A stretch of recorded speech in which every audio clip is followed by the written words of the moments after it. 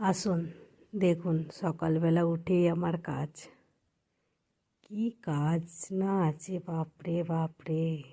ঘরটা পুরো একদম কাপড় জামা কাগজপত্র ছড়িয়ে ভর্তি। কারণ রাত্রিরে কি হয়, যখন দোকান বন্ধ করি ছেলে মেয়েটা এসে খুব বিরক্ত করে, মা উপরে চলো না, মা 8টা বেজে গেছে, মা 7টা বেজে গেছে, মানে ওরা কতক্ষণে উপরে যাবে এই করে। চলো না, তা তাড়াহুড়োয় কাজ সেরে আমার আর ঝাঁট দিয়ে পরিষ্কার করে রেখে যাওয়া সব দিন হয় না, তাই উপরে যাওয়ার একটু তাড়া থাকে তো সব ছড়িয়ে ছিটিয়ে ফেলে রেখে চলে যাই। সকালবেলা এসেই গোছ গাছ করে ঝাঁট দিয়ে তবেই কাজে বসতে হয়, না হলে ঘরটার কি অবস্থা দেখছেন, একদম বিচ্ছিরি অবস্থা হয়ে আছে। কি করব, এই আমার জীবন, এই আমার কাজ, এগুলো তো করতেই হবে।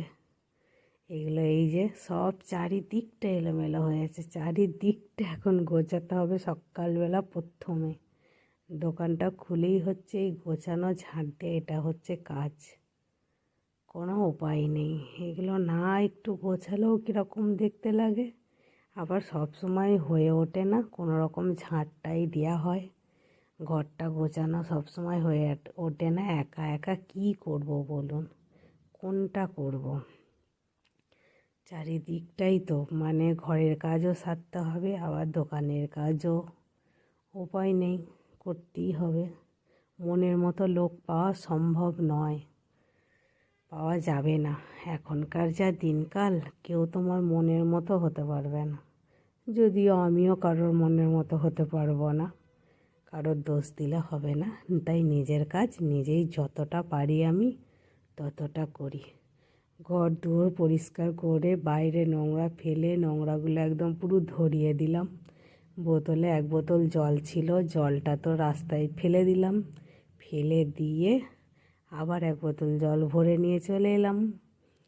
এই জলটা খেতে হবে, পাশেই টাইম কল আছে। আমি অত ক্যামেরাটা আর কি এদিক ওদিক ঘোরাতে পারছি না, এক জায়গায় রেখে দিয়ে আর কি দেখাচ্ছি আপনাদের। ক্যামেরা ধরার আমার কেউ নেই, আমি একাই ভিডিও করি, একাই কাজ করি, একাই ছেড়ে দিই।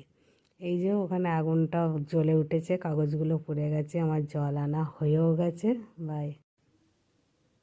এবার এগুলো সরিয়ে দিচ্ছি, সরিয়ে দিয়ে এবার কাজে বসে পড়বো। আমার ভিডিও যদি আপনাদের ভালো লাগে অবশ্যই লাইক শেয়ার কমেন্ট করবেন, আমাদের পাশে থাকবেন। সবাই খুব খুব ভালো থাকবেন, সুস্থ থাকবেন, শুভকামনা রইল। বাই।